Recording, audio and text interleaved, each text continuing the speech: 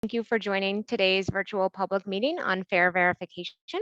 My name is Lindsay Heffernan, and I'm the Acting Assistant General Manager for Policy with the MBTA. And I'll be moderating tonight's session.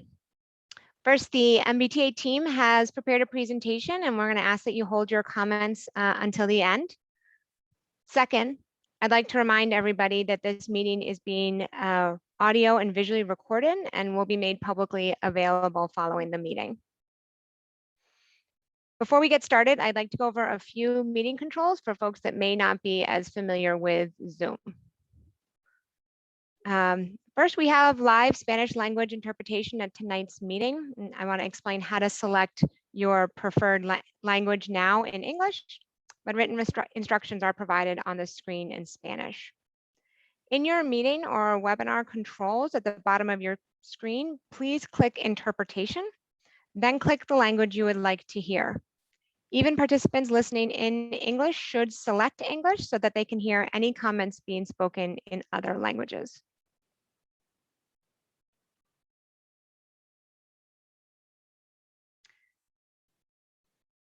This meeting also includes Asl Interpreters. The meeting host will spotlight the interpreters to ensure that they can be seen at all times. We expect the Asl interpreters to switch approximately every 15 minutes. And I want to thank Linda, who's here with us, getting us started. If at any point you cannot see the interpreter, please let tech support know using the chat.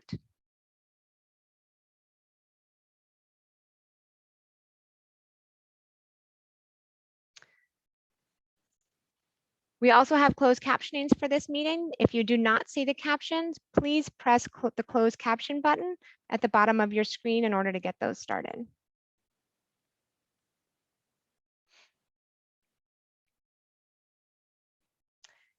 And lastly, if at any point during the meeting you have any technical questions about Zoom or any of the accessibility features of tonight's meeting, please use the chat and text the host under tech support. It should be the first person that you see in the chat box.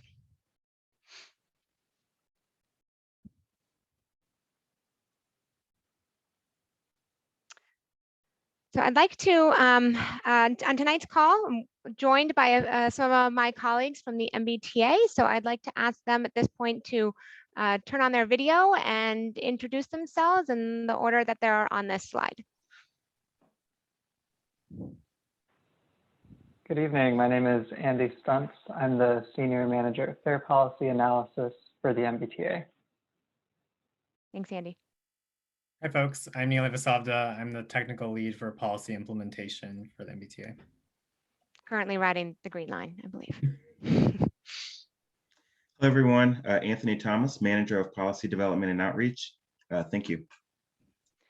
I want to thank all of you for being with us tonight. And let's get started. So first, I want to just explain our agenda for this evening. I want to briefly cover some background of what are we trying to achieve through fare transformation. I'd like to then move on to how fare verification is going to work on the MBTA. I want to explain some upcoming decisions and some considerations that things we are thinking about and are sort of in the hopper. And then I'll open it up for public comment and public feedback about any of those topics. So a little bit of background for everybody. One of the major goals of fare transformation is to move the MBTA towards all-door boarding and ultimately a more reliable service. So in our current state, at times people have told us that it can be hard to get a Charlie card, that you can't pay for particularly the bus or Green Line while you're waiting. People are paying or reloading on board the buses. And what does that lead to? That leads to longer lines, excuse me. Also more time at every stop, what we call dwell time. And so ultimately that leads to our trips really vary in length and makes it much harder to adhere to the published schedule. Also, frankly, leads to people waiting in the rain to get on when they want to get on their buses. In the future, what we are moving towards is a system where everyone has the fare media that they need before they board our system, that there will be many more places to reload their Charlie card account using phones, using contactless credit cards, so a much more modernized system. And that we'd have readers at all of the doors, particularly when you're tapping on our bus and our green line. We think this will lead to certainly shorter lines, quicker boarding, as much as a 10% faster trip for everybody on the bus, which when we magnify that over all of our bus trips is quite substantial. And we hope an improved customer service at the end of the day. So how are we going to get there? First, we are installing meters on all of the doors on buses and Green Line. We have developed strategies around how to expand our fare media access across the transit system. We're going to talk more tonight about implementing a proof of payment program to ensure that people have paid their fares. And then we want to make it ultimately more convenient for people to reload their Charlie cards. So some of you may have joined us about a month ago. We were talking a lot about our sales network and making it easier for people to get cash onto their Charlie card account. So all of these pieces are important. Tonight's focus, as I said, is on getting to all door boarding and ultimately making sure that everybody pays even when we open all the doors. So we know all door boarding will reduce that dwell time and improve the speed and ultimately reliability of our services. What you see before you is one of the contactless readers that we are installing on all of our systems now, and so those would be at both doors on any bus in the future.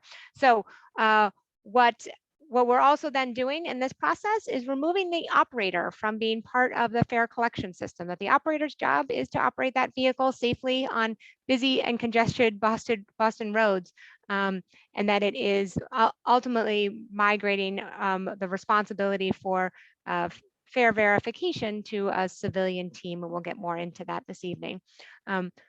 One of the ways that we want to mitigate the risks of all door boarding, which is an increase in fare evasion, is by having a robust proof of payment system. And so that's part of what we want to talk about this evening.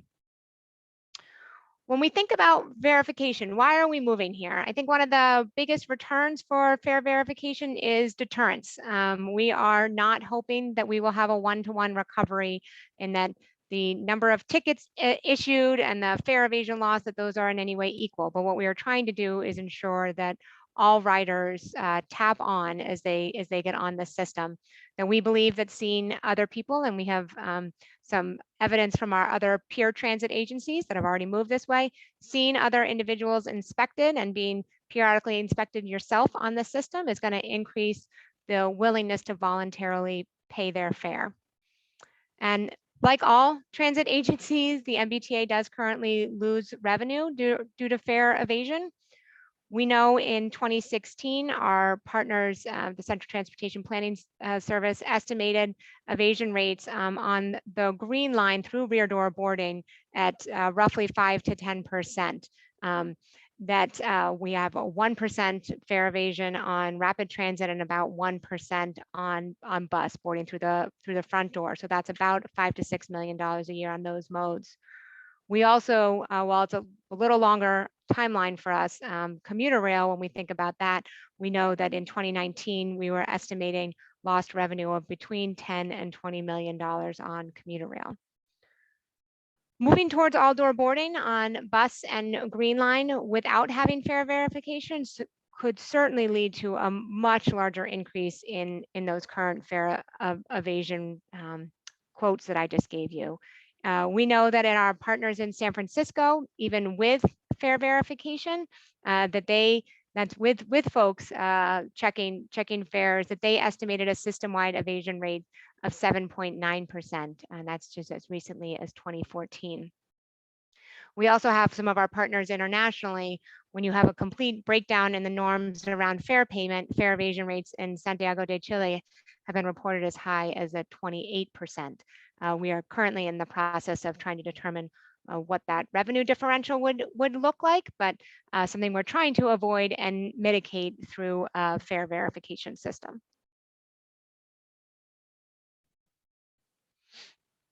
So I'd like to explain how it will work across our different modes on the T.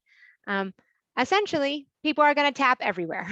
If you have had the opportunity to travel to other destinations in the United States that have moved this way, or certainly some of our partners in Europe, you may have experienced this. What this means is that you'll be able to use one Charlie card or fare media. Charlie cards will be both physical cards. You can also have cards on your phone, but imagine that Charlie card you could use on any one of our modes. So on the subway, you would tap at a gate, which is part of our, certainly an overall part of our fare verification system, and then you can take your ride. On bus and Green Line, you're going to be able to tap at any door as you board, and then you'll encounter fare verification staff on the system. On Commuter Rail, which as many of you know is priced quite differently and is about the distance you travel, you'll tap on at either a terminal gate or a platform. You'll ride the system. Conductors will be there in order to ensure that you have paid your fare, and you will tap when you get off so that you're paying the proper fare based on the distance that you travel. So what is this going to look like? It's going to look like MBTA personnel being equipped with a handheld device. You see some images before you now that in real time can verify if a rider has paid the correct fare based on the service that they are on. If a rider did not pay a proper amount, they would be issued a warning and then potentially can be issued a civil citation. All riders will be able to appeal, and the MBTA will be able to both review data from that system and also certainly provide opportunities for hearings. The MBTA personnel, that fare verification team, will be required to check all riders on a vehicle in order to reduce discretion and any bias. And our ultimate goal is to have a more efficient and an equitable fare verification process, collecting data along the way and releasing that to be more accountable publicly for how this system is working.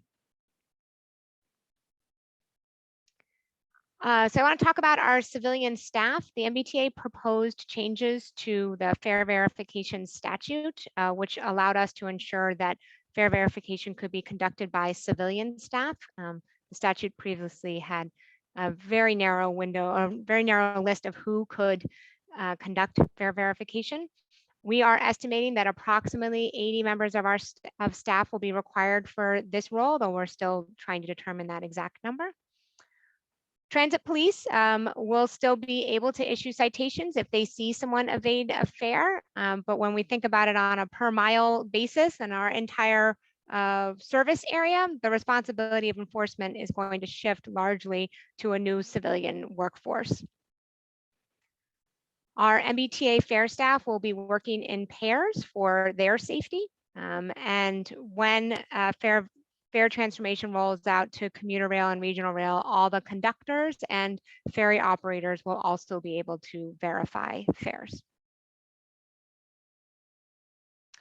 So in terms of our inspection design, the fare verification staff will all carry handheld readers. Riders will be asked to tap their cards as onto the device, similar to when they tapped to board the vehicle. The device then in real time will connect to the back office to determine when and where the rider tapped and ensure that they are currently on a mode for which they have paid their fare. The device can also tell if any of the fare system hardware across our system is malfunctioning. If someone says that they tapped, but they tapped on at Andrews, we can tell on the device, oh, there's a gate down at Andrews. And so we'll be able to have that level of functionality. All riders will be issued one warning before receiving a citation. We are certainly working hard to think about how do we educate our riders on this new process before we implement the system in 2023. So what is verification going to look like on the Green Line bus and the Mattapan Trolley? Riders will tap either before boarding if they're on the Mattapan Trolley or as they board the vehicle, depending on their service. You could imagine 2 fare verification staff will board a vehicle, 1 through each door, and all riders will be asked to present their proof of payment. The 2 staff will move their way towards the center of the vehicle, verifying each person who is on that vehicle. And as I said, every rider will be checked in order to reduce any bias or any selective enforcement. Staff will then be able to issue warnings and citations for those who have not paid before boarding. And those citations actually print out. These devices have a small printer in them. They print it right then and there, and we'll be able to give that to the rider. Verification on the red, orange, and blue lines. In all gated station, fare verification is predominantly enforced by the physical fare gates themselves. Staff will periodically make checks in these stations. And as I said, transit police will continue to be present in stations. And if they witness fare evasion, may issue a warning or citation as appropriate. Staff will be able to issue warnings and citations for those who have not paid before entering a paid area. So behind the gates, which you think of as a paid area, they'll be able to do that using the handheld reader. Fare verification on the commuter rail, or as we're moving more and more towards a regional rail model. Riders will tap before boarding either at the fare gates in the downtown terminals if they're on an outbound train, or validators on the platform at any one of our stations. Conductors will move through the train cars after the trains depart the stations, just as they do now, and all riders will be asked to present their proof of payment. Every rider will be checked on the train, again, to reduce bias and selective enforcement. And conductors will be able to issue warnings or citations to those who haven't paid before boarding. Verification on the ferry. So ferry staff currently check payment at the time of boarding, and that will continue. They're also doing some counting to make sure, following guidelines from the Coast Guard, to make sure we have the right number of people on any boat. So staff must be present at boarding for those capacity limits. All riders will be asked to present their payment at time of boarding, and those handheld readers can be placed into a verification mode that it's going to make it easier. They're essentially the one tap the ferry riders will be using is when they tap to get on the ferry with the staff. So some upcoming decisions and things that we are considering that we're excited to hear from all of you more about. So we're thinking a lot about training. The MBTA is committed to ensuring that fare verification is done in a fair and equitable and respectful manner. And we want to think long and hard about the customer service experience for our riders. We know this is a big transition for everybody in the community, the public at large, and all of our riders. So as we think about training and support for this role, some of the areas that we have thought about training needs are in customer service, in de-escalation, in implicit bias, in safety awareness, and understanding that we now have staff on the system who are there to make sure that everyone is safe and okay. I'd be certainly curious at the end of this to hear more about other areas of training that we should be using. We're also thinking long and hard about efficient and equitable routing. So in the coming months, we're going to be beginning a process to determine what does equitable routing look like. We have hundreds of miles of bus travel, and how and where should the fare verification team be deployed to ensure that all riders have a relatively similar rates of verification, whether they're on a busy route or one of our less traveled routes. So we don't just want to send the verification staff to the place where all the riders are, or where we have hubs in our system. We want them to go everywhere. But how do we do that?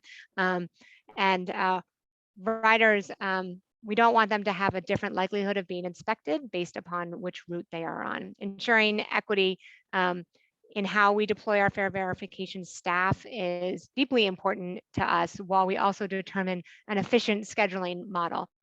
So if we send somebody out on a more lightly traveled route, we also have to plan for the time for them to get back. And so those are some of the considerations that we are thinking about now.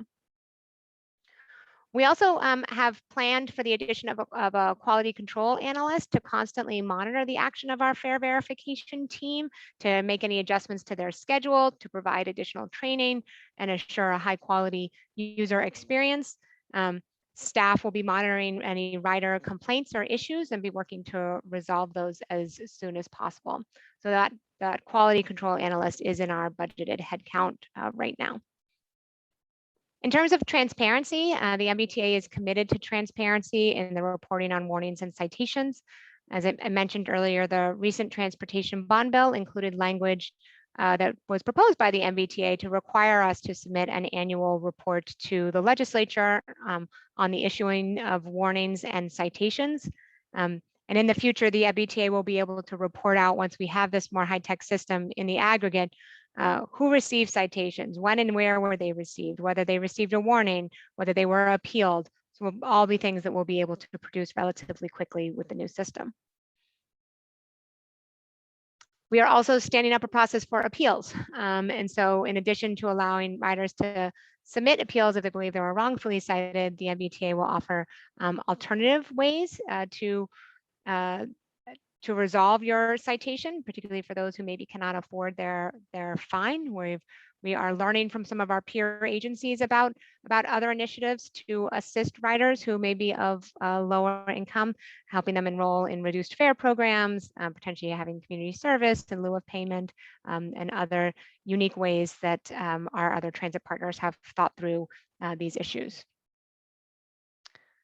So we're looking ahead. Some of the feedback that we are hoping that we can get from all of you this evening is, do our fare verification staffing models make sense to you? Make sense by mode? How should we help the riding public understand these changes and the tap everywhere idea? Should we be adding additional training around reducing bias in enforcement? Anything else we could be doing in that area? Are there other alternatives that we should be considering in terms of ways to resolve a citation? And any other thoughts that you might all have about how we could consider the impacts on low income riders? So we're at the point of the meeting where I'm going to start to ask people to raise their hand and share comments, but let me just explain some of this to you now. Comments can be submitted via the chat pod, and we will, I'm sure, given the number of individuals here, have no trouble getting to all of your comments this evening. To make a comment aloud, you must virtually raise your hand. To do this on the computer, you're either going to hit the Alt and the Y key, or press the reactions button at the bottom of your screen and then select raised hand. On a mobile device, you're going to tap the raised hand button in the bottom center of your screen. On the phone, you're going to dial *9. Once you raise your hand, you'll be added to the queue with others who have raised their hands, and I will call on folks on a first come, first served basis. When it's your turn to speak, I will say your last name or the last 4 digits of your phone if you've joined us by phone, and I will let you know that I am unmuting you. If you're on a computer or a mobile device, a box will pop up into the center of your screen, and you'll need to confirm that you'd like to be unmuted before you begin speaking. If you're on the phone, an automated recording will let you know that you are unmuted, and you may speak as soon as that recording finishes. Once you are unmuted, everyone in the meeting can hear you. Before making your comment, please slowly state your name and organizational affiliation. Please also remember to speak slowly, as we have interpreters working hard with us this evening. I'm going to ask you to limit your comments to 2 minutes so that we make space and time for everybody to comment this evening. Certainly, if you've made one comment and we've gone through the list, feel free to raise your hand and we'd be happy to take a second comment once others have had the opportunity.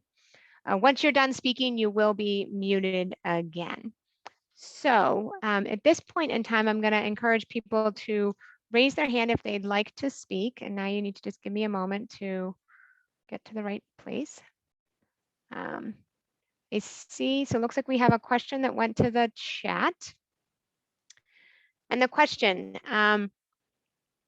will fare riders be able to add value at any door or have to enter the front door to add value to a Charlie card? It's a great question. And so this is a really big change for our riders. In the future's riders will need to add value to their cards before they get on a vehicle. They can use their smartphone, contactless credit card or debit card, a new website or a call center. Alternatively, if they want to use cash, the MBTA is deploying a much larger physical sales network in the community where riders can access sales locations where where they live, where they work.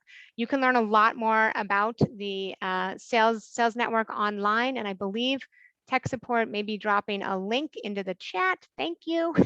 About our sales network. In fact, you can find a map on there, see where we're proposing to either have a future fair vending machine or a retail network, and we're actively seeking public feedback on that. There's a survey form on there you can fill out and tell us, do we have those locations correct? Should we be making any modifications? So thank you for the question. I hope that is helpful. One moment. And I have a question in the chat.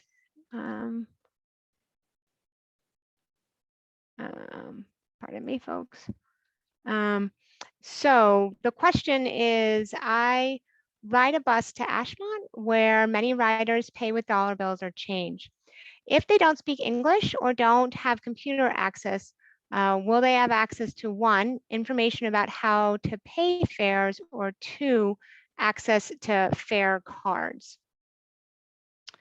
And I thank you. Certainly, there are many people across the greater Boston area for whom English is not their first language. It's something we have been thinking long and hard about.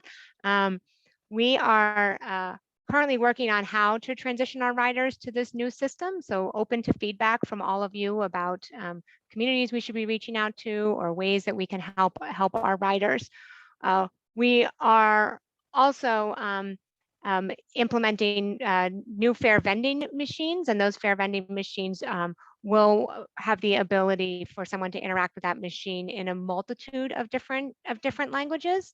In addition, our call center will be available in multiple languages. But I am imagining another thing we need to think about is, what about when somebody is being inspected and the language the inspector speaks versus the language of all of our riders? Clearly, we're not going to have inspectors who can speak 6 or 7 different languages. And so that is something that we are thinking about. And I would encourage you in the chat, if you have ideas for how we can make that better, where we are open and trying to understand that.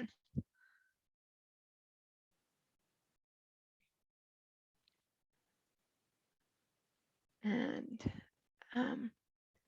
okay, we have a lot of people using our chat feature tonight and not raising their hand, so bear with me. It's just a little bit more technology for me to manage. Okay, question we have in the chat. A couple of them are coming in. Will riders be barred from using transportation if they haven't paid their citation? No, absolutely not. We don't anticipate barring riders from the MBTA. That citation, we are building a online portal where people can pay that citation, where they can appeal the citation. They can schedule a hearing if they need to, but we will not have a system that says because you have an open citation you cannot ride the MBTA. That will not be the case. Another question from the chat. Will everybody tap in, including uniformed transit police, cleaning and maintenance people, MBTA personnel? All these people occupy space in a vehicle, and they should be counted in the usage statistics, even if they don't have to pay fares. So somebody is familiar with how our system works, and that counting the total number of people on a vehicle is often important for us, very important right now as we think about crowding. The MBTA personnel may need to be tapped as they move through fare gates in particular, but we will be able to identify that they are employees in all of our usage statistics and be able to remove them from any aggregate reporting in terms of how many people were on the 111 today. Certainly MBTA staff are not generally counted, and when we want to be counting just riders. Somebody did put a question into the chat, and I believe it was a follow-up to the language question about what about having ASL for inspection, fares, etc. And I think we are currently in some of the early stages here of planning, but recognize that it's critical for us to consider folks with any hearing and impairments. We are exploring the idea of having written information available, explaining how this will work, but we'd welcome additional feedback from those on this call, how to make this a reasonable system for all of our riders.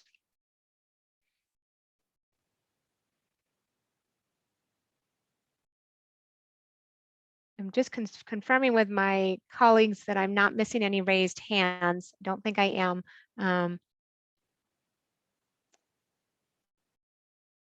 I don't see any other raised hands. If we've not answered that question correctly regarding ASL, let us know.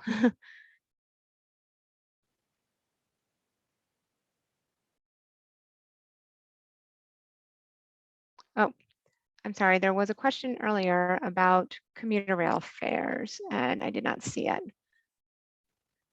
Sorry, folks. When you chat us, it only goes to one of us, not all of us. It's causing a little confusion. What percentage of commuter rail fares are evaded? And I wonder if I could ask Andy to help me out here. The question is, what percentage of commuter rail fares do we think are evaded?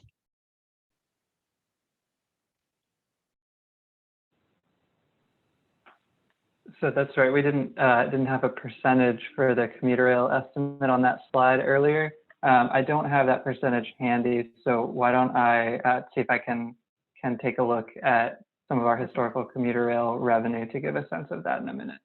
Perfect. Thank you for checking that.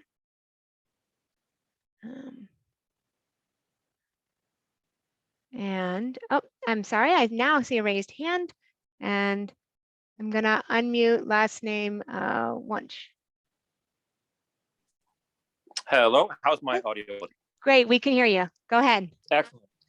It's kind of a two-part question, but they're both related to the technology of the verification on board by the agents. I'm presuming that the validators that they would be using would be dependent upon a wireless signal to be able to reach the sort of central office. So I'm wondering, what's the policy going to be if there's a technical interruption in that wireless?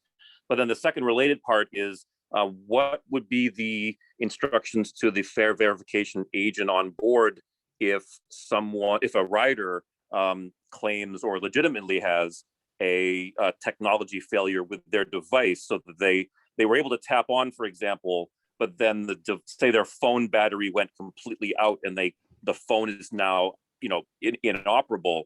What would be the policy for that person's verification at that time? Both great questions, and I'm going to ask Neela to hop in here and join us. And we have thought about both of those things, and some of them we're still thinking deeply about. But Neela, can I ask you to join us on the two issues, Wi-Fi, and when Wi-Fi is down, and then when cell phones die, if someone uses a phone for payment? Yep, great questions. So I'll take the first one first.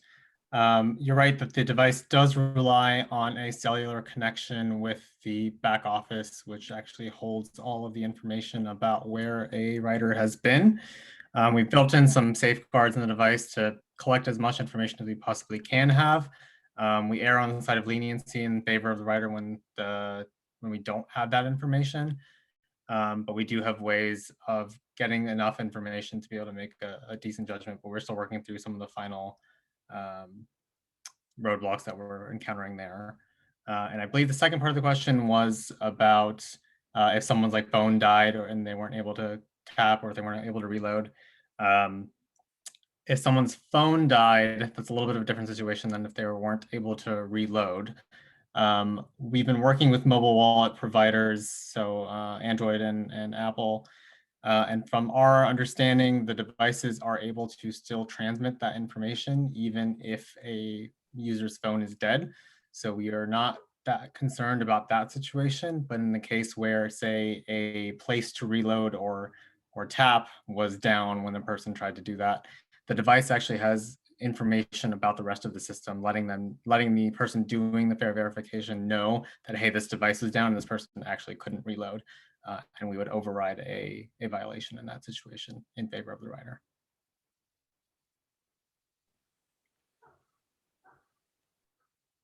Thank you, Neely. Mr. Wunsch, did that answer your questions? Oh, I think I have to unmute you again. Yep, sorry. Yeah, thanks. Yes, it did. And I guess in the case of where somebody's phone did work to tap on, but then the verification agent came through and found that the person's phone was dead, it sounds like you again defer to the benefit of the rider. If they got on, tapped, but then couldn't prove they did, it sounds like you're leaning towards saying, okay, we take your word for it and move on. Is that a fair assumption? That's generally true. And the only reason I say generally true is because even when the device is dead, we actually are able to get the information from the device. Okay, and that's so you'd be able to get something regardless of whether it's a static tap on, tap off location or the handheld verifier. There'd still be that minimal information. Okay, great, excellent. Question answered. Thank you very much. Yeah, that's seemingly is amazing what phones can do these days. Absolutely. Thanks again. Yeah, absolutely. Thank you for the question. I want to just remind people if they would like to make a comment, you can click the reaction button and then raise hand. You certainly can also continue to send a chat to the moderator. Okay. Oh, we gotta. Trying to figure out if we have other questions.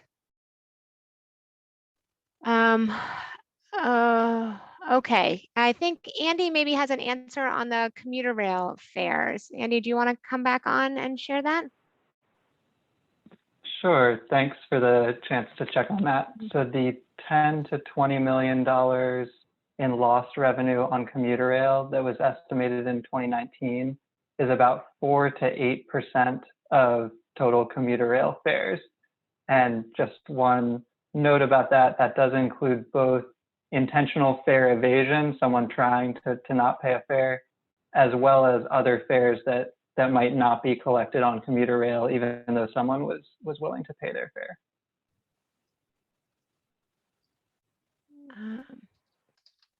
Okay, thanks, Andy. And we have another question that came in the chat about how does the fare verification, how does the cost of fare verification staff compare to fare free? Also, we should have a low income fare, and could fare checkers have ways to give pass info to people? I'm not quite sure what that last part means, but let me give it a try. We are certainly looking at the idea of a means tested or low income fare, and is an important long-term goal for the MBTA. But what we do know is that that our fare verification staff that charging fares, I should say, is will still result in much higher revenue than making all of our fares free. Our fares pre-COVID on just bus alone were somewhere around $115 million. And so even when we have some fare evasion, and then therefore we want to hire staff to mitigate that, we're probably not getting very close to that $115 million in all of the fare revenue. And certainly free fares, that means that 115 million, for those who have been following the issue on free fares, we also do know that has major impacts on the ride. And so our paratransit services are tied to our bus fares. And so that number is far below what it would actually cost us to have free fares, for instance, just free fares on bus. And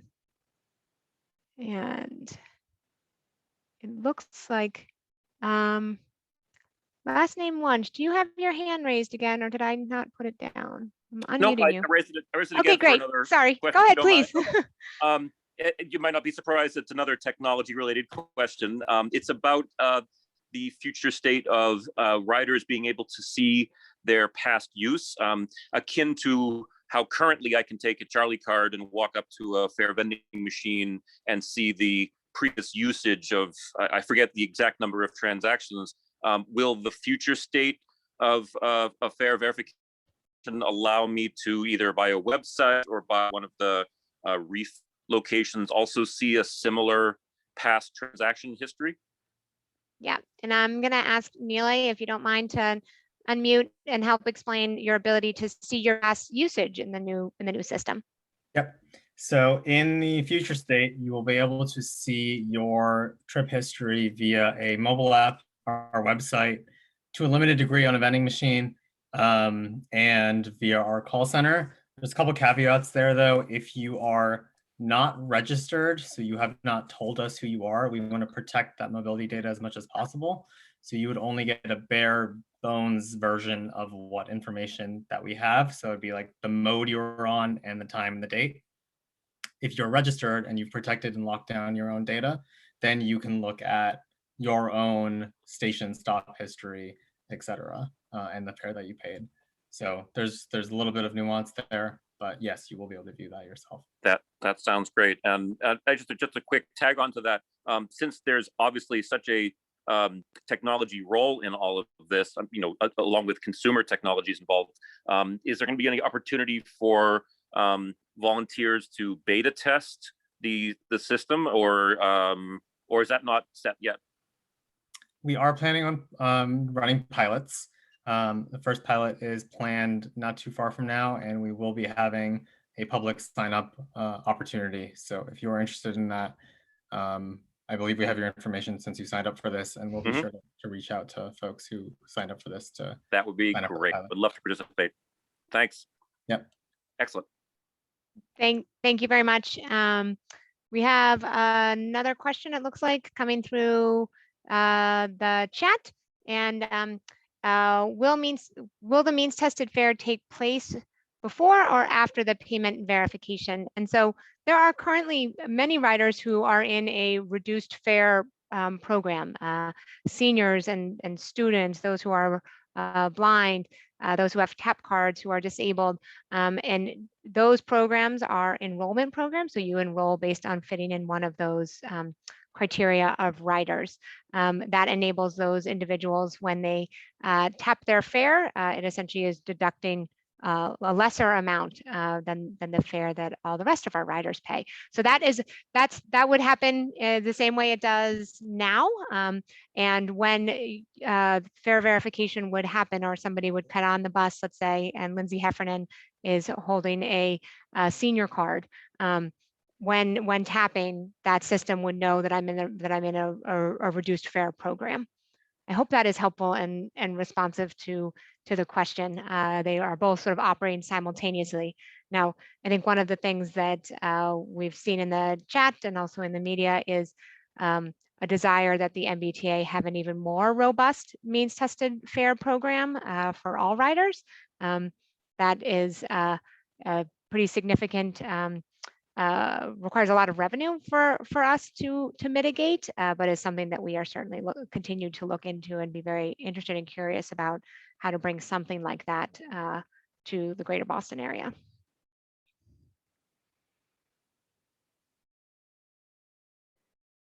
Okay, I am looking in the chat. I don't see any further questions.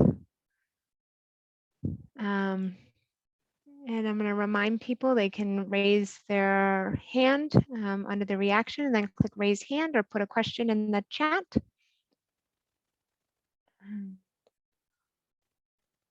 Why don't I, just in case anybody else comes up with a question, I appreciate that you've given 50 minutes of your life to us so far. So I do want to continue. Next month, we will be holding another one of these public meetings next week on the 29th, focused on proof of payment and fare verification. But next month, we'll be hosting some events focused on the future of our fare rules. One of the things that fare transformation allows for us to do is to bring a lot more flexibility to our future system. So we will, we've posted online a one pager about that, thinking about things like transfers and how can we make transfers more easier for our riders and what the implications of changing policies like those are. So I would encourage folks, we've added it to the chat, the link to the one pager, but also the link to those future outreach events. And I am looking to see if there's anything further in the chat. I'm not seeing anything come in the chat at this moment. And if, so what I am going to say is I'm going to say thank you to all of you. The MBTA staff will stay here for a few minutes in case anybody was struggling with the technology or didn't want to ask their question in front of others. And you can still, of course, put it in the chat or raise your hand. But I would like to thank everybody for being here with us this evening. The email address is in front of you now, and hopefully we can pop that into the chat one more time. If there are groups that you think we should be talking to, places that we should be going, these meetings are one piece of our outreach strategy, but we also rely on all of you to help us continue to make connections to the community at large. And so public engagement at mbta.com. We now have a team of wonderful people who are helping us do that outreach, and we're trying to improve how we do it. So help us out and give us feedback about any of these topics or outreach in general. And with that, I am going to say thank you and good night. As I said, I'll stay on the line. The T staff will stay on the line for a few more minutes in case anyone has a question, but otherwise I hope you all have a lovely evening and can get outside before the sun sets. Have a nice night. Thank you.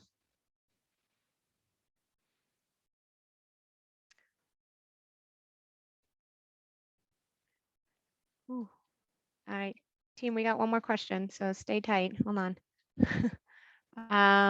Neely, I think I'm coming to you, friend. The question is, will there be any audible feedback, like a beep, when a fare card is tapped versus an invalid or depleted fare card? Any way of notifying people, I think, as they're tapping is the question? Yes, we are in the middle of extensive testing to make sure that the sounds that are heard from any kind of device that you tap on are noticeably different depending on whether your tap was accepted, rejected, or there was a warning. For example, you had a low balance or your tap was misread. So we are in the middle of working on that, and we're making sure that we're doing adequate accessibility testing for people. Thank you, Neely. Yeah. Thank you for the question.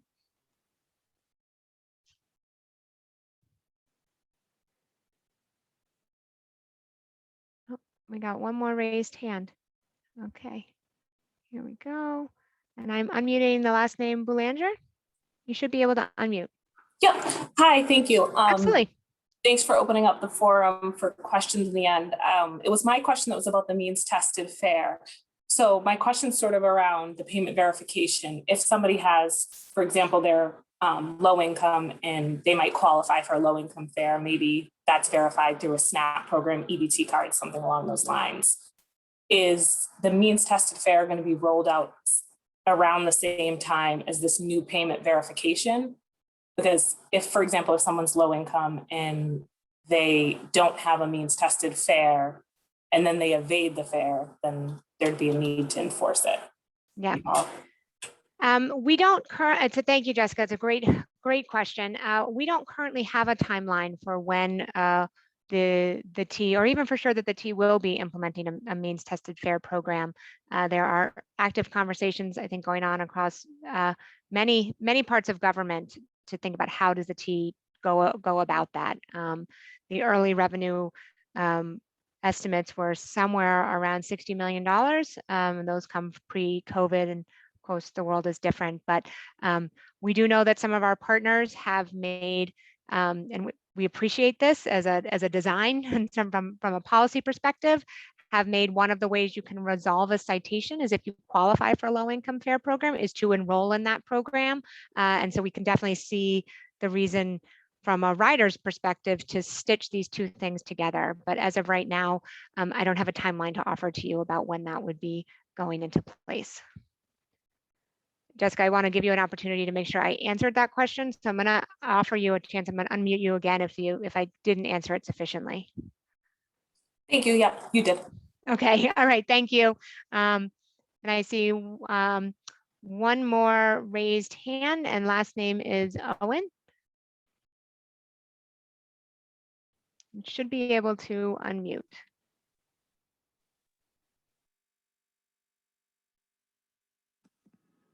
Last name is Owen? Yeah, there you go. Did I Well, say that that's correctly? not my last name is not Owen, and I don't know which name you're reading. Oh, it says Sophia Owen. Oh, how did I get Miss on here? Miles, is that you? It is I, the one and only. You are registered with the name Sophia Owen. So that's why I said that. So apologies. Oh, you know why? Zoom has got you. Yeah, I took her link. Mela, Okay. I registered for a meeting after my son used my computer recently and it said Bugs Bunny. So, you know, that was professional. Go ahead. What question or comment do you have for us? Okay. Well, that just made me laugh. My brain went off track. But the means tested, paying for the means tested fare, I think the MBTA it's not really a question. The MBTA needs to look at all of the overcharges that they did in low-income communities over the years in AFC 1.0 with surcharges that were disproportionately distributed and paid by low-income people who could ill afford it because they had to pay in cash. And so there was 12 years of that. Add it up and maybe you'll come up with seeing that the people already paid their fare over and over again.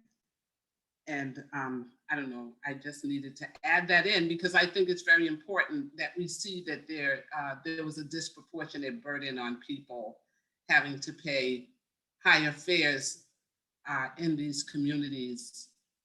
And it wasn't just Roxbury, Dorchester, Mattapan, Lynn, you know, Chelsea, all of those places that had to pay the surcharge fares. And now the surcharge has been removed.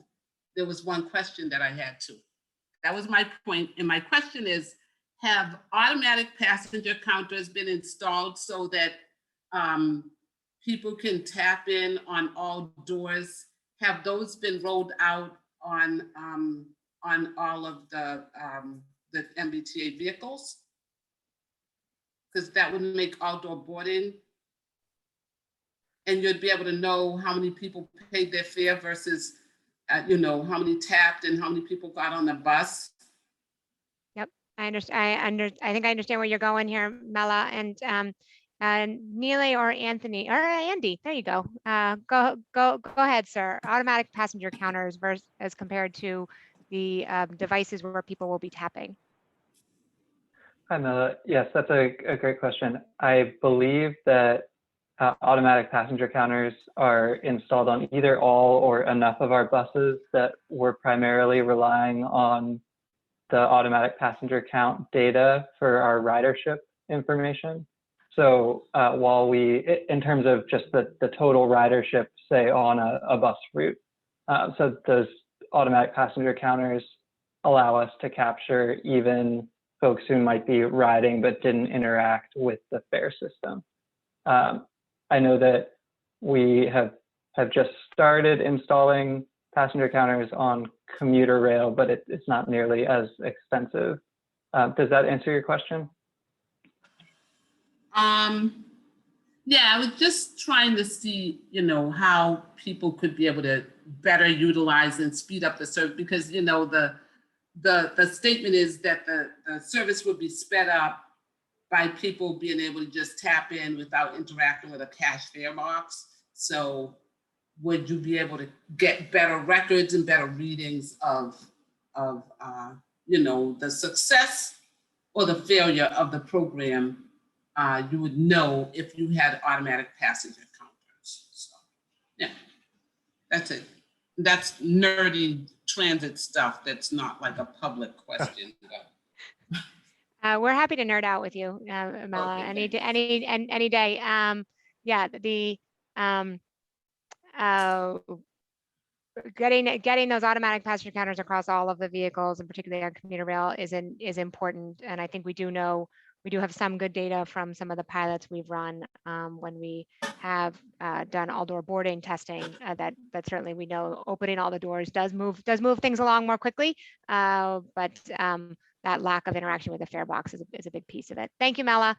Okay, I'll see if I thank have you. any other updates about. I'll go back and we'll ask more about where commuter rail is on it too. Oh, good, great, thank you. Of course, of course. So let's see. I don't see any other raised hands. Oh,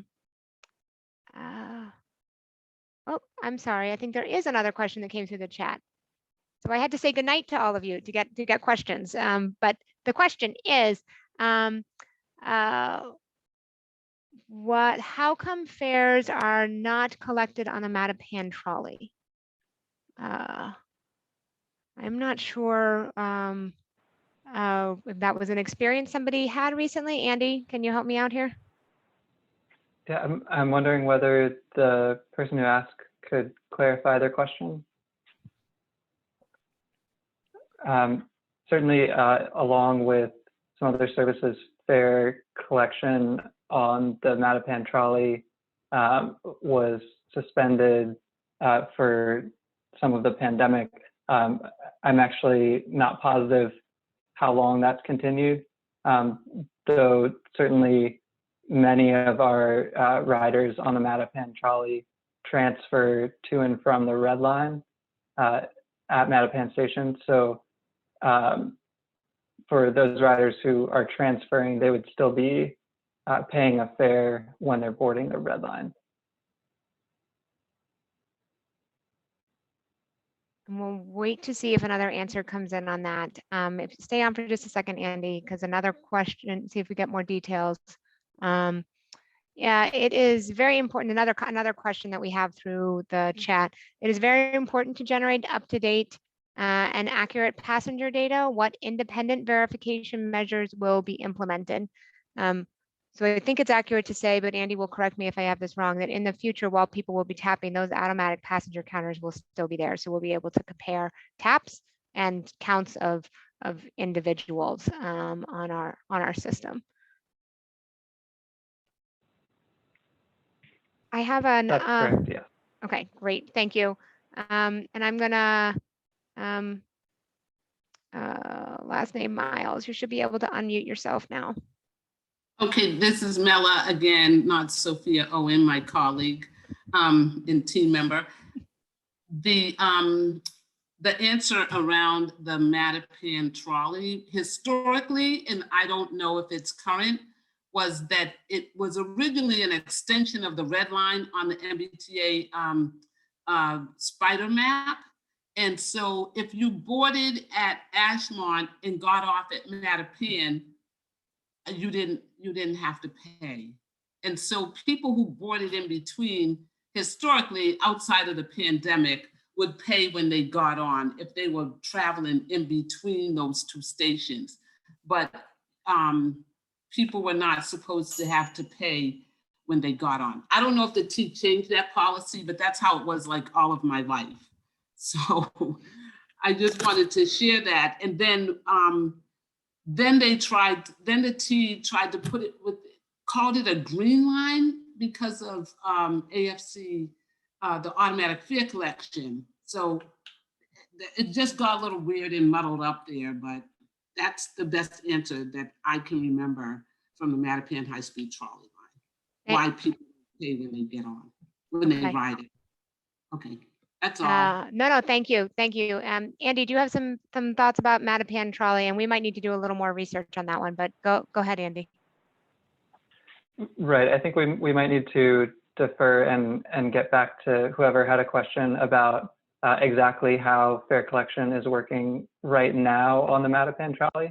But that's right, the vehicles do have fare boxes like the Green Line or like a bus. So it's possible to tap on the Mattapan trolley.